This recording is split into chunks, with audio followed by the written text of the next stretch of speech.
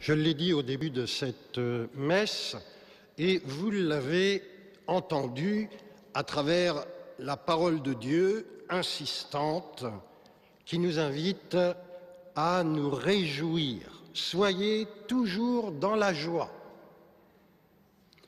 Vous me direz, mais Père, il y a tant de mauvaises nouvelles. Et je vous répondrai, mais voyez, il y en a aussi tant de bonnes et de belles. À commencer par la présence de notre Père Dominique aujourd'hui pour la célébration de cette messe. Quelle joie! Je repense à une petite phrase de sagesse qui n'a rien de typiquement chrétienne, mais qui était inscrite en haut d'un bloc de papier à lettres et qui disait ceci: si tu voulais remercier Dieu pour toutes les grâces qu'il t'accorde, il ne te resterait plus de temps pour te plaindre. Si chaque soir, dans notre examen de conscience, dans notre prière, nous étions là, bien sûr, à demander pardon au Seigneur pour nos péchés de la journée, il ne faudrait pas oublier pour autant de lui rendre grâce pour toutes les merveilles, les belles choses de notre journée.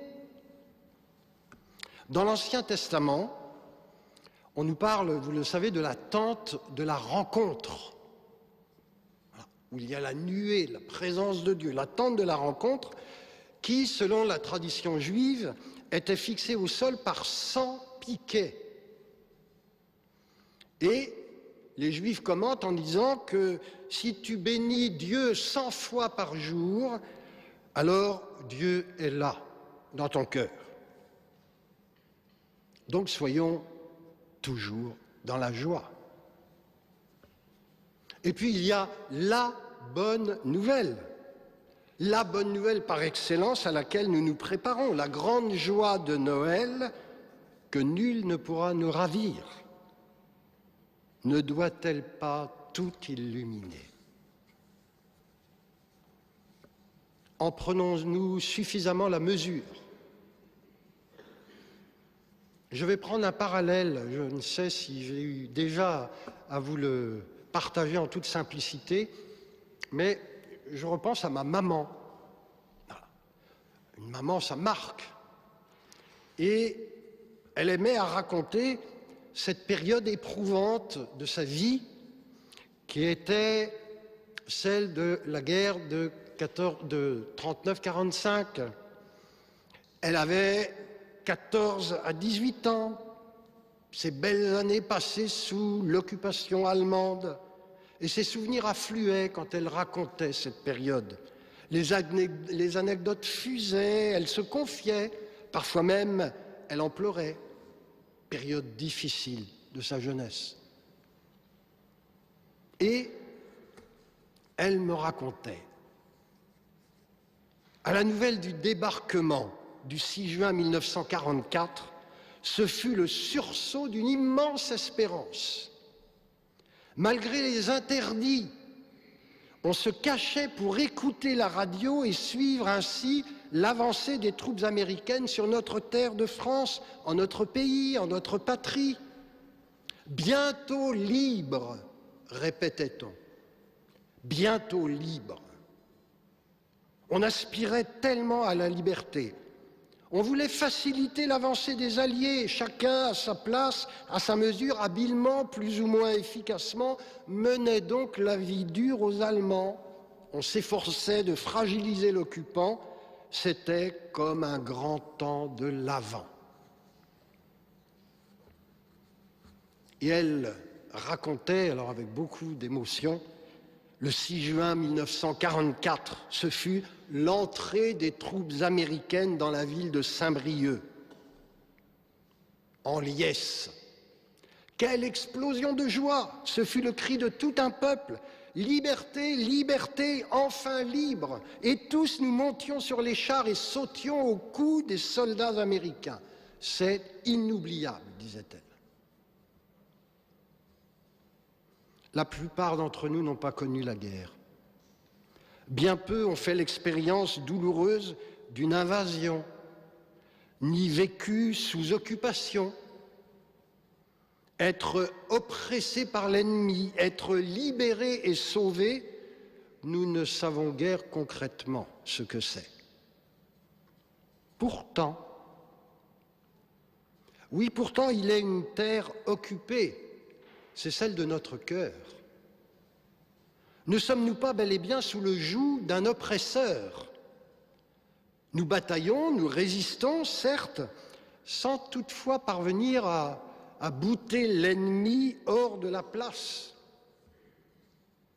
Devons-nous pour autant désespérer et capituler, nous résigner, demeurer enchaînés? Il nous faut un allié puissant, un sauveur, un libérateur.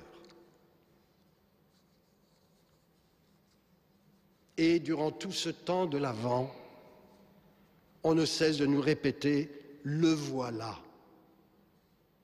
Le sauveur, le libérateur, le voilà. Il est proche. Celui que nous espérions vient à notre secours. L'annonce en est faite, sa venue est imminente. Mais alors, que devons-nous faire? Cette question revient à plusieurs reprises dans le passage de l'Évangile de ce jour. Que devons-nous faire? Le voilà, il est proche. Alors je reprends le parallèle un peu avec ce que disait ma maman, ce qu'on peut imaginer de ces gens qui ont vécu l'occupation. À une telle annonce, exulter, nous réjouir, tressaillir d'allégresse, comme nous y invitent les lectures de ce dimanche.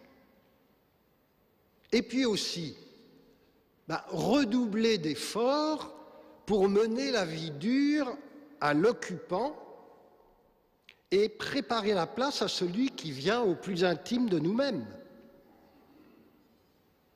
Plus de place au Seigneur,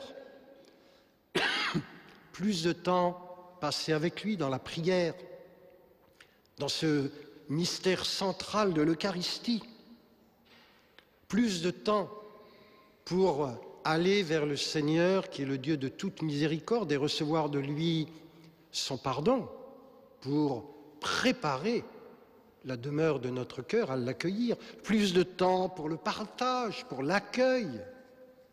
Chacun peut trouver concrètement dans sa vie ce qu'il est bon de faire, ce que l'Esprit Saint l'appelle à faire pour se préparer à cette fête de Noël.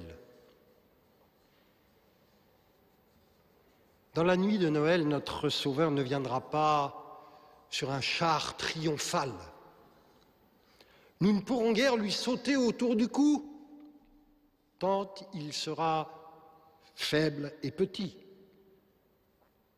Nous serons, entre guillemets, réduits à l'admirer, à le contempler. Mais merveille des merveilles, nous pourrons même ne faire qu'un avec lui dans l'Eucharistie. Et nous le pouvons en chaque Eucharistie. Et de tout notre être, et comme des foules en liesse, nous nous écrierons libres, sauvés, enfin libres, enfin sauvés, grâce à toi, notre Sauveur, notre Libérateur. L'exhortation à la joie lancée par l'apôtre Paul ne s'inscrit pas comme une simple invitation perdue au milieu de 1000 autres que l'on découvre au détour d'une phrase. Elle est première. L'apôtre s'adresse aujourd'hui aux Thessaloniciens. Il reprend cette insistance dans son épître aux Corinthiens. Réjouissez-vous dans le Seigneur, je le dis encore, réjouissez-vous. Où trouver une telle joie? Dans notre quotidien, souvent trop compliqué, trop bousculé, trop malmené. Où trouver une telle joie, sinon en Jésus lui-même? en Jésus lui-même, le Messie, le Sauveur, le Libérateur, celui qui est venu, qui est là et qui reviendra, qui est avec nous chaque jour, tous les jours, jusqu'à la fin des temps. Il est le cœur de notre cœur, la vie de notre vie. Les spécialistes font remarquer que le mot hébreu qui signifie joie, je ne vais pas le prononcer parce que je ne connais pas l'hébreu, voilà. Et le mot hébreu qui signifie joie est l'anagramme, c'est-à-dire avec les mêmes lettres, que le mot hébreu qui signifie Messie. En hébreu, avec les mêmes lettres, on fait le mot Messie et le mot joie. La présence de Jésus nous communique la joie. L'oubli de sa présence nous centre sur nous-mêmes et nous fait sombrer dans la tristesse, le découragement, la désespérance. Où trouver notre joie sinon en Jésus? Nous sommes à quelques jours de la solennité de la Nativité. Alors à nous d'annoncer la venue du Messie, de faire retentir la joie. Que devons-nous faire? Voilà, ça peut être une question à se poser. Que devons-nous faire pour faire retentir cette bonne nouvelle inouïe et cette invitation à l'espérance et à la joie? Que devons-nous faire? Ah, je prends là aussi une petite comparaison, hein. Vous en faites l'expérience, le démarchage commercial. Voilà. On connaît, hein. On reçoit des mails, des textos. Votre nom a été tiré au sort, vous êtes l'heureux gagnant, nous avons un produit nouveau, unique, dont vous ne pourrez plus vous passer, à un prix défiant toute concurrence. Voilà. On est submergé par ce type de message. Et puis on se dit qu'il y a des gens qui passent leur temps à adresser ces messages-là, c'est leur métier, ça ne doit pas être drôle. Hein. Je repense à un appel téléphonique que j'avais eu quand j'étais à notre communauté, notre paroisse Notre-Dame de Nazareth. Et puis voilà, ça sonne, je décroche et puis je dis « Allô? Oui, allô, c'est Monsieur Paroisse ?» Voilà. Voilà. Monsieur Paroisse, bah, oui, parce que des gens, ils ont des listes comme ça. Et puis... Alors nous, ce n'est pas du démarchage commercial, mais il faut oser. Il faut oser porter cette bonne nouvelle. Allô, bonjour, oui, c'est moi. J'ai une grande joie à t'annoncer. J'attends un enfant. Ah, et quel enfant? C'est inouï, le Seigneur vient, il vient nous sauver. Il va naître, il va prendre chair. J'attends l'enfant Dieu. Tu sais, il vient pour toi aussi. Il est l'unique sauveur. Prépare ton cœur pour l'accueillir. Tu ne pourras plus t'en passer et c'est gratuit, totalement gratuit. Portons cette bonne nouvelle et ayons avec nous toujours cette présence de la Vierge Marie. Aujourd'hui, c'est la fête de Notre-Dame de Guadalupe, une fête de la Vierge Marie. Voilà. C'était au Mexique. C'était en 1531, une belle dame apparaît à Juan Diego, un récent baptisé de 57 ans, et la dame lui apparaît comme une femme enceinte de 3 mois à peu près. Chose magnifique. Et puis, elle va être là à lui dire « Écoute, mon petit enfant, le plus petit, où vas-tu » Et Juan Diego lui répond, il a 57 ans, cette dame, elle est toute jeune, enceinte. Madame, mon enfant, ma reine, je m'en vais aux affaires de Dieu. Alors, durant notre marche de l'Avent vers Noël, eh bien, avec la Vierge Marie, allons nous aussi sans cesse aux affaires de Dieu.